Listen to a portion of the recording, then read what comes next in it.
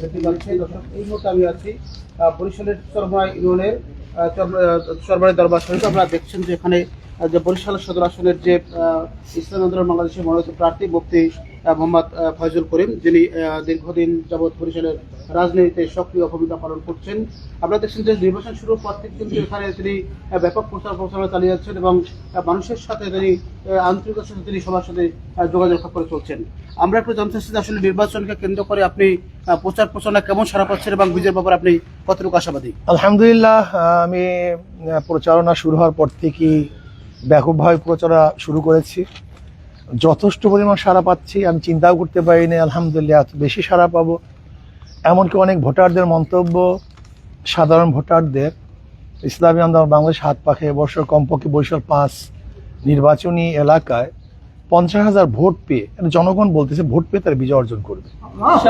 এত বেশি সাড়া পাচ্ছি আলহামদুলিল্লাহ। এবং এখানে সবচেয়ে বেশি সাড়া পাওয়ার কারণ হলো এই যে আমার যে প্রতিদ্বন্দ্বী আমার সরোয়ার ভাই, তিনি আসলে এখানে দীর্ঘদিন পর্যন্ত 3 বার এমপি ছিলেন, 1 বার ছিলেন, মেয়র ছিলেন, হুইপ ছিলেন। কিন্তু বরিশালের জনগণ বারবার প্রশ্ন করছে তিনি বারবার ক্ষমতায় গিয়ে আসলে দৃশ্যমান কি করেছে বরিশালের জন্য এবং সংসদে কি বক্তব্য দিয়েছে দেশের জন্য, মানবতার জন্য, এই জাতির জন্য। এমন কিছু তারা প্লেস করতে পারে না যেই কারণে সরোয়ার ভাইকে আবার দ্বিতীয়বার নির্বাচিত করবে। এটা জনগণের কথা বলতেছে, আমার কথা বলতেছি না। জনগণ এই প্রশ্ন তুলছে যে সরোয়ার ভাই এমন কি করেছে। আর দ্বিতীয় কথা হলো সরোয়ার ভাইয়ের যখন জৌলাস ছিল, সে জুয়ানি ছিল, তখনই সরোয়ার ভাইয়ের অবস্থা বা কার্যক্রম যা ছিল আমরা দেখেছি। এখন সরোয়ার ভাই তো সেই অবস্থানও নাই, ফিজিক্যালি তিনি আনফিট হয়ে গেছেন, অনেকটা দুর্বল হয়ে গেছেন। এটা জনগণের কথা বলতেছি, আবার আমার কথা বলতেছি না। মানে জনগণ কেন এত বেশি ভোট পেয়ে হাত পাকে বিজয় অর্জন করবে, এই কারণগুলি দর্শক তারা বারবার ব্যক্ত করতেছেন। তা আমি মনে করি ইনশাআল্লাহ, যেহেতু সরোয়ার ভাই তিনি এখানের ক্ষমতায় ছিলেন, তেনার অ্যাক্টিভিটিস, তেনার কার্যক্রম সবাই বাস্তবে দেখেছে, সেই হিসাবে আমি দেখেছি জনগণ, বরিশালের জনগণ এখন নতুন পরিবর্তন করতে চায়। তারা আমাকে তারা চিনে, আমি বারবার নির্বাচন অংশগ্রহণ করেছি, আমি জাতীয়ভাবে কি ভূমিকা পালন করেছি তা জনগণ জানে। সেই হিসেবে আশা করি ইনশাআল্লাহ যদি নিরপেক্ষ গ্রহণযোগ্য নির্বাচন হয় তাহলে ব্যাপক ভোটে ইনশাআল্লাহ হাত পাকাকে বরিশালের জনগণ বিজয় করবে বলে আমি মনে করি।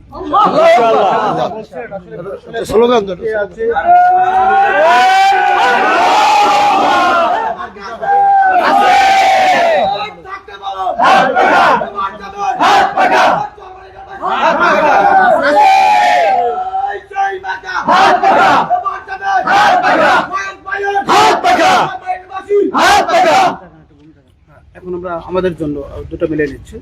আমার আসন্ন জাতীয় সংসদ নির্বাচনে ইসলামী আন্দোলন বাংলাদেশের মনোনীত প্রার্থী আপনি নিজেই আছেন, তো আপনাকে কেন মানুষ ভোট দিয়ে বিজয়ী করবে? আলহামদুলিল্লাহ, আমাকে চিনে, আমার বাবাকে চিনে, আমার দাদাকে চিনে। ইসলামী আন্দোলন বাংলাদেশ সম্পর্কে মানুষ জানে। ইসলামী আন্দোলন বাংলাদেশের জন্মলগ্ন থেকে যা বলে তা করে। তারা গুপ্ত রাজনীতি করে না, ধোঁকাবাজি রাজনীতি করে, ইসলামের নামে অইসলাম এরকম রাজনীতি তারা করে না। ইসলামী আন্দোলন বাংলাদেশে কেন ভোট দিবে, এর মূল কারণ হলো তারা যদি ক্ষমতায় যায় কোরআন ও সুন্নাহর ভিত্তিতে দেশ পরিচালনা করবে। কিন্তু অনেক দলই বলে, আবার ইসলামের নামে অনেক দল আছে যারা স্পষ্ট বলে দিয়েছে যে আমরা ক্ষমতায় গেলে প্রচলিত আইনি দেশ পরিচালনা করব। যদি প্রচলিত আইনি দেশ পরিচালনা করে তাহলে আর পরিবর্তন করে লাভটা কি? কেননা এই প্রচলিত আইন আমাদেরকে 54 ফ্যাসিস্ট বানিয়েছে, জুলুম অত্যাচার শিখিয়েছে, খুন খারাপই শিখিয়েছে। এদেশ থেকে লক্ষ লক্ষ কোটি কোটি টাকা বিদেশে পাচার করা এই সংবিধান গ্যারান্টি দিয়েছে। কাজে আমি মনে করি যে আমাদের আদর্শ, আমাদের নীতি, ইসলামী আন্দোলন বাংলাদেশ কমিটমেন্ট, এটা মানুষ জানে বিধায়ী আমি মনে করি ইসলামী আন্দোলন বাংলাদেশকে ভোট দিবে। আর এতটুকু বিশ্বাস জনগণের আছে যে আমরা যা প্রতিশ্রুতি দেই আশা করি ইনশাআল্লাহ বাস্তবায়ন করব। আরেকটা বিষয়, আগামী নির্বাচনে যে আওয়ামী লীগের যে একটা বড় অংশের ভোটার রয়েছে, তারা আপনারা বলছেন তারা আপনাদের ভোট দেবে, কিন্তু কেন তারা আপনাদের ভোট দেবে? আমি এই কথা বলি নাই যে তারা আমাকে ভোট দেবে। আমি বলেছি আওয়ামী লীগের লোকজন এমন ব্যক্তিদেরকে ভোট দিবে যাদের কাছে তারা নিরাপত্তা পাবে। জানমালের হেফাজত পাবে। তবে হ্যাঁ, ইদানিং কথা উঠেছে যে সমস্ত বাংলাদেশ আওয়ামী লীগরা ইসলামী আন্দোলন বাংলাদেশকে সাপোর্ট দিয়েছে। আপনারা যেরকম বলেছেন, একটা সবাই বলে, সাংবাদিকরা আমাকে বলে, জনগণ বলে যে আওয়ামী লীগের লোকগুলি কেন হাত পাকে সাপোর্ট দিয়েছে। গোটা বাংলাদেশ, শুধু বরিশালে না, গোটা বাংলাদেশে রব উঠেছে যে হাত পাখাকে আওয়ামী লীগের লোকগুলো সাপোর্ট দিছে। তা আমি তাদেরকে বলি যে দেখেন, দাঁড়িপাল্লাকে ভোট দিবে না, যেহেতু তাদের জন্মটাই বিপরীত। ধানের এই দাঁড়িপাল্লা এবং নৌকার জন্মটাই বিপরীত, স্বাধীনতার পক্ষে, স্বাধীনতার বিপক্ষে। কাজে এই হিসাবে তারা তাদেরকে চুজ করবে না।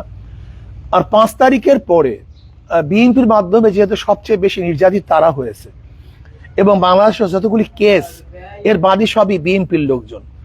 ইসলামী আন্দোলন বাংলাদেশ একজন লোকও বাদী হয় নাই।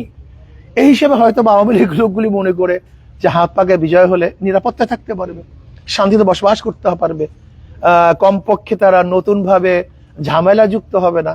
এর জন্য মনে হয় হয়তোবা তারা হাত পাখিকে চুজ করেছে। আর একটা বিষয় যে আমরা জানি যে ইসলামী আন্দোলন বাংলাদেশকে জামাত ইসলাম বরিশালের যে নেতা রয়েছেন তারা আপনাদের সমর্থন দিয়েছেন এবং তারা প্রার্থী প্রত্যাহার করে নিয়েছেন। সেক্ষেত্রে জামাতের নেতাকর্মীরা মাঠে নামবে কবে থেকে? না, অনেকে নেমে গেছে, অনেকে নামছে এবং পর্যায়ক্রমে সবাই নামবে বলে আমি মনে করি। আরেকটা বিষয়, আমরা জানি যে নির্বাচন লেভেল প্লেইং ফিল্ড, যেটা বরিশাল সদর আসন এবং বাকেরগঞ্জ সদর আসনে আপনি প্রার্থী হয়েছেন, এখানে নির্বাচনী প্লেইং ফিল্ডটা সেটা আছে কিনা? আসলে এখন পর্যন্ত তো আছে, কিন্তু আমি মনে করি প্রশাসন যদি কোনো দিকে ঝুঁকে যায়, যেমন ধরে নেন এখানে আমাদের যে আবার যে যুবক শ্রেণীর পোলাপানা আছে, এরা তো মনে হয় যেন ইসলামী আন্দোলন কর্মী না মনে হয়, কিন্তু এরা তো ইসলামী আন্দোলন কর্মী। এখন এদেরকে যদি কেউ আওয়ামী লীগ বলে ঠুকিয়ে দেয়, কেস ঠুকিয়ে দেয়, তাহলে আমি তো প্রমাণ করতে করতে নির্বাচন শেষ। এর জন্য আমি মনে করি ইসিকে বলবো, খাস করে আমি ইসিকে বলবো, কোনো অবস্থাতেই যারা ওয়ান্টেড আসামি না এবং যাদের বিরুদ্ধে কেস নাই, নতুনভাবে এই কয়েকদিনের জন্য তারা যেন আওয়ামী লীগের তোকমা দিয়ে কাউকে কেস না দেয় এবং কাউকে অ্যারেস্ট না করে। যদি অ্যারেস্ট করা হয় তাহলে মানুষ ভয় পাবে, সাধারণ মানুষ নামতে ভয় পাবে, লেভেল প্লেইং ফিল্ড থাকবে না। এর জন্য আমি মনে করি যাদের ওয়ারেন্টেড আসামি না, যাদের বিরুদ্ধে কেস নাই, এরকম ব্যক্তিদেরকে কোনো অবস্থাতেই এখন আর কেস দেওয়া যাবে না, অ্যারেস্ট করা যাবে না, তার লেভেল প্লেইং ফিল্ড থাকবে না। জনগণের উদ্দেশ্যে, বরিশাল ৫ এবং বাকেরগঞ্জ আসলে জনগণের উদ্দেশ্যে কি বলবো? আমি জনগণকে বলবো, আসুন, আপনার বিভিন্ন সময় ভোট দিয়েছেন, ওনাদেরকে বারবার দেখেছেন, কিন্তু ইসলামকে এখনো দেখেন না, হাত পাকার প্রার্থীকে এখনো দেখেন না, হাত পাকার প্রতীকের প্রার্থীদেরকে সংসদে এখন আপনারা দেখেন না, তারা কি করতে পারবে। এর জন্য আমি মনে করি আসুন আমরা সবাই সম্মিলিতভাবে একটাবারের জন্য হাত পাকার প্রার্থী যে যেখানে আছেন তাকে ভোট দেই। ইনশাআল্লাহ আপনারা যে আশা এবং আকাঙ্ক্ষা নিয়ে, বুক ভরা আশা নিয়ে তাদেরকে ভোট দিবেন, আশা করি ইনশাআল্লাহ তার বাস্তবে তা পাবেন। আপনাদের চেহারা কালি হবে না, মলিন হবে না, লাঞ্ছিত অপমানিত হবেন না, বরং আমি মনে করি হাত পাকায় ভোট দিলে সবাই খুশি থাকবেন এবং বুক ফুলে হাঁটতে পারবেন ইনশাআল্লাহ। এই জন্য আমি মনে করি সবাই যেন হাত পাকায় ভোট দেয়। আপনার সবাইকে ধন্যবাদ।